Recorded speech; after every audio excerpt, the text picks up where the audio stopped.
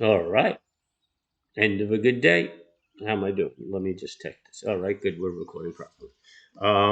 So let's swing this over into the uh, viewing screen. And here's the daily. I think 1, 2, 3, 3 up days. Not bad.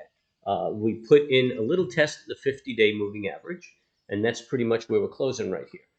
We didn't quite break this high, and you recall that I've been arguing that we need to make a new high to do that. But you know what?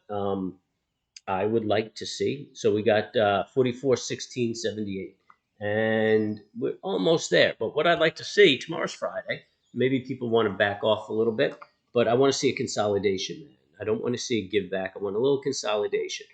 Close inside this bar. And what we put on today? We're up 53 points. And I mean, that's a pretty nice move, being that we were down, I think, 12. So we probably have about 60 points spread in this bar. It would not be unreasonable for us to trade within the bar, a nice inside bar, make a little retrace. It'll be a classic bull flag, and then the bull flag trigger. And we could put a test on the upper Keltner channel. That's what I'm looking for. That's what I'm hoping for. The momentum looks like it's supporting it. Could very well be the case. We shall see. We shall see. It looks like a lot of people wanted to get involved with the market. I think this might stick a little bit. I think it might stick into the weekend. So we'll keep our eye on that. What else? 10-year just kind of flat. VIX is fading off, which puts a lot of support into the SPX. Bitcoin is still in that pennant pattern, and we're just going to watch it. It's just going to consolidate here. The move is going to be once it gets out of there. We're looking at wheat.